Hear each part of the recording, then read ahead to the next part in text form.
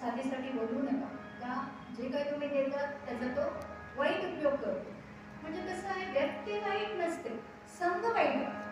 आणि म्हणून संघ तत्व हरिभजन संगीत, म्हणजे संघ जर टाळायचं असेल आणि जर चांगलं मिळत नसेल तर हरिभजन करायचं असं सांगितलं. तर अशा प्रकारे हा दस्यू झाला, म्हणजे वाट करी वाट मार करून लुटून काय करायचं, अर्धांजन करायचं. मग कसं आहे, कुठली गोष्ट बघा, संत संगतीत राहावं असं म्हणतो. संत संगतीचं फळ काय, हा दस्यू झालेला त्याचं खूप मोठं पाप होतं. इतकं पाप ते मोजून संपणार नव्हतं आणि प्रायश्चितही नव्हतं. मग काय झालं, तर आपले कीर्तनकार भेटले. कीर्तनकार कोणते माहिती, नारदर्शी नारद. आणि मग त्यांनी सांगितलं, प्रभूला तुझ्याकडे हातात काय आहे ते दे. तो म्हणाला एक वेणा, ते म्हणाले एक वेणा आणि तंबोरा, याच्या व्यतिरिक्त काय नाही. तर नाही, त्याच्यात काय आहे ते कोण ठेवलं